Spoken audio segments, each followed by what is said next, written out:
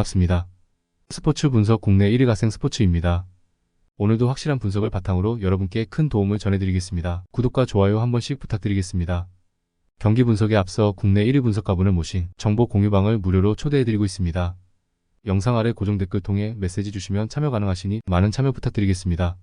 4월 14일 해외 축구 일정입니다. 첫 번째 스트라스부르와 랭스의 경기입니다. 스트라스부르의 장점은 압박에서 오는 경우가 잦습니다. 필요하다면 라인을 극단적으로 내리면서 안정성을 1차적으로 챙기는 식의 운영도 서슴지 않는 편인데 렌도 여기서 고전할 정도로 효과가 아예 없지는 않은 상태로 볼 수 있습니다. 이 상황에서는 기동력으로 빠르게 이어가는 것 말고는 딱히 방법이 없는 편인데 낮은 라인으로 상대를 정교하게 공략하기에는 비에이라 감독이 빌드업 시퀀스를 아주 유려하게 짜는 편은 아닙니다. 랭스가 중앙에서의 경합과 거친 플레이로 주도권을 잡아내는 것은 잘하는 편입니다. 다만 상대가 내려앉는 상황에서는 이토가 만들어주는 픽찬스에만 의존해야 한다는 문제도 있는 상태입니다. 테우마가 있으면 테우마의 중앙 미드필더 치고는 좋은 골 기록 능력을 기대해볼 여지도 있겠지만 현재 테우마는 부상으로 인해서 엔트리에서 이탈한 상황입니다. 중앙에서의 힘은 랭스가 앞설 수도 있는 상황으로 봅니다. 다만 내려앉아버리는 팀을 상대로는 랭스도 이토의 픽찬스 이외에는 크게 공격적으로 뾰족할 수가 없는 상태입니다. 스트라스부르가 공격적인 누수를 감수하고서라도 라인을 내려버리는 플레이도 생각보다는 잘하는 편입니다. 그러므로 이 경기는 무승부와 언더를 추천드립니다. 다음으로 토리노와 유벤투스의 경기입니다. 유벤투스를 상대로는 토리노가 매우 약한 편입니다. 물론 오픈플레이에서 토리노의 단단함으로 상대 공격을 답답하게 만드는 것까지는 되고 있다고 하지만 본인들도 신체 능력이 매우 떨어진 자파타로 유벤투스의 300을 공략하는 것이 어려운 미션이라는 것은 매한가지입니다. 결국 유벤투스나 토리노나 서로를 공략하기 어려운 상황에서 어떻게든 골을 우겨넣는 능력에서 밀리는 것으로 볼 수 있겠습니다.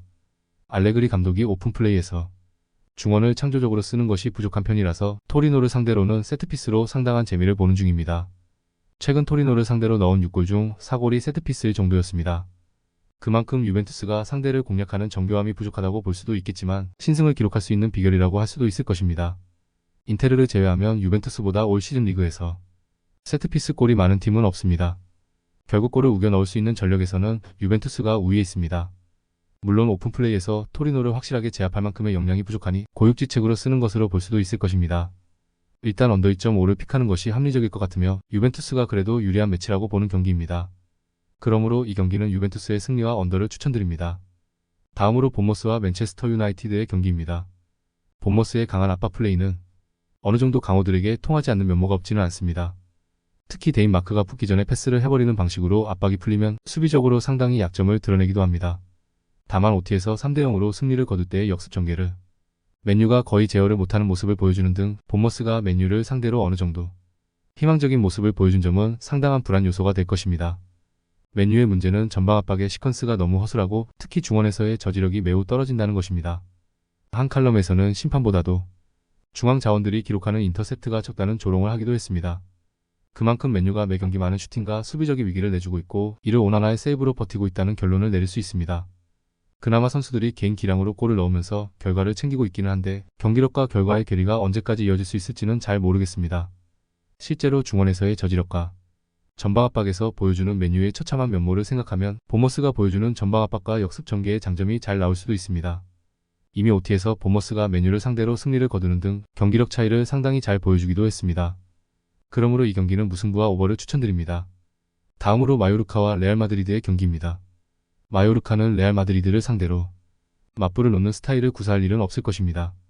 일단 움직이지 않는 것으로 가닥을 잡을 가능성이 높은데 레알 마드리드가 전환 속도가 매우 빠른 팀이라는 점을 감안해도 500으로 공간을 차단하면서 기동력을 줄이는 것으로 어느 정도 효과를 보고 있는 모습입니다. 레알 마드리드를 상대로 최근 이 경기에서 내준 오픈플레이 골은 없습니다. 레알은 맨시티를 상대로는 출혈이 심할 수밖에 없었고 체력적으로 후반전에 부족함을 보인 것이 무승부로 이어지고 말았습니다. 물론 마요르카를 상대로는 레알 마드리드가 상당히 운영을 여유롭게 할 수 있는 편이기는 합니다. 다만 마요르카의 수비력을 쉽게 돌파하는 것은 다른 이야기입니다.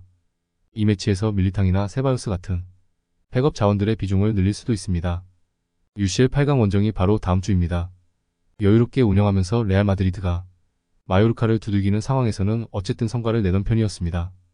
다만 500으로 상대를 하는 마요르카도 레알을 상대로 매우 잘 버티는 편이었고 레알 마드리드가 다음 주에 있을 UCL 8강을 대비해서 상당히 페이스를 여유롭게 가져갈 것입니다. 그러므로 이 경기는 레알 마드리드의 승리와 언더를 추천드립니다. 다음으로 슈투트가르트와 프랑크푸르트의 경기입니다.